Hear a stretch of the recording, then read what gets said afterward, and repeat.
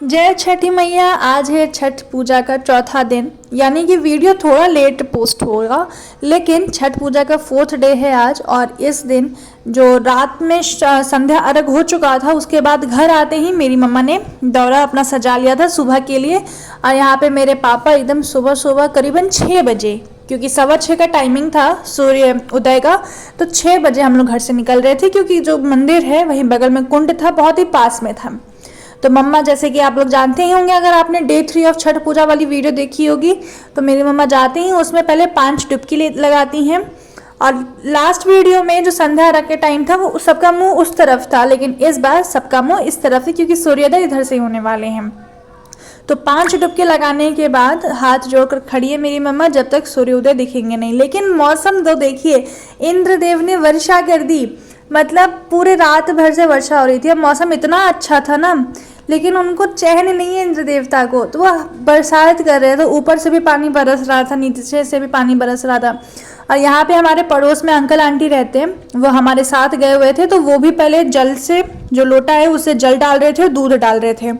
Soup पे नहीं डाला जाता है, सूप के साइड में डाला जाता है। तो उसके बाद जब उन्होंने डाल लिया 5 बार, तो फिर हम सब एक साथ होकर जल डाल रहे थे। अब मम्मा घूम रही थी 5 बार, ऐसे बोलते हैं अर्घ देना। तो अब ये ऐसे 5 बार घूमेंगी, सब जल दे चुके होंगे, और उसके बाद फिर हम लोग बाहर निकल आकर पूजा करेंगे। तो छठ पूजा का लास्ट डे बस यही होता है कि सुबह सुबह आपको सबको जाना होता है, और सब नहा कर आते हैं।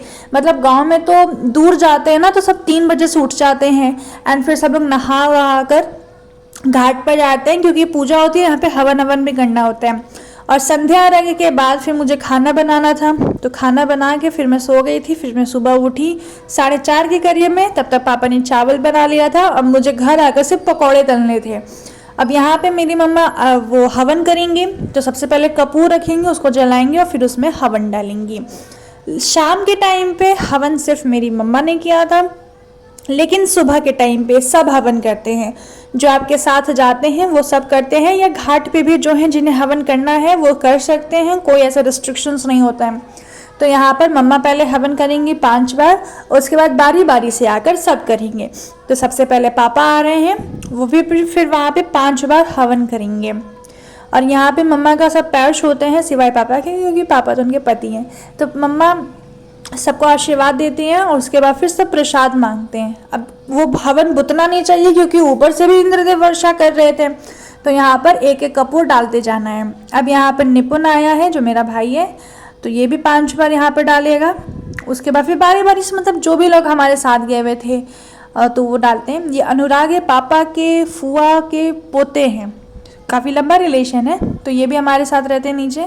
और फिर ये आंटी हैं, हमारे पड़ोस में रहती हैं, ये काफ़ी ज़्यादा एक्साइटेड रहती हैं छठ पूजा के लिए।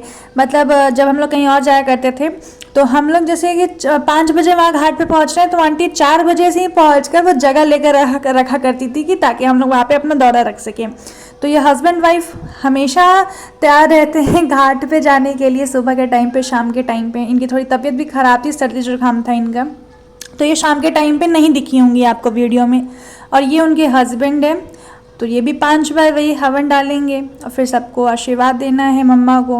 वो देखिए धूप बत्ती जलाएंगी, फिर थोड़ा सा पूजा वूजा करेंगी, हवन करती हैं, फिर 5 बार जल से अचवन करती हैं।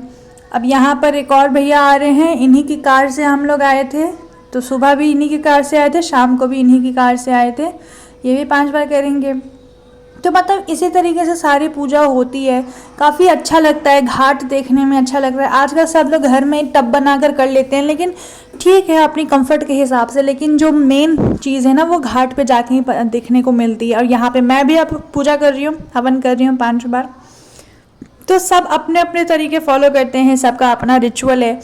एक ही छठ पूजा है, लेकिन सब अपने तरीके से करते हैं, तो सबका अपना तरीका होता है, सबको जैसे पसंद आए या जैसे जहाँ का नियम हो। अब एक ही बिहार में रहे कि सब बिहारी हैं, बिहार वाले ज़्यादा इस पूजा को करते हैं, लेकिन हर एक घर में देखो तो कुछ ना कुछ डिफरेंट होता ही होता है। अब इसके बाद फिर सिंदूर लगाया जाएगा। इसकी खास बात ये होती है कि नाक से लेकर ना पूरे मांग तक सिंदूर लगाया जाता है, जो कि मुझे बहुत अच्छा लगता है। अब यहाँ पे मेरी मम्मा ढूंढ रही हैं, जो शाम के टाइम पे एक आंटी आई थी ना, उनको, वो आ ही नहीं पाई, 4 बजे से उठी हुई थी, लेकिन उनके घर में पानी नहीं आया, लाइट कट रही थी बार बार, तो बेचारी नहा ही नहीं पाई।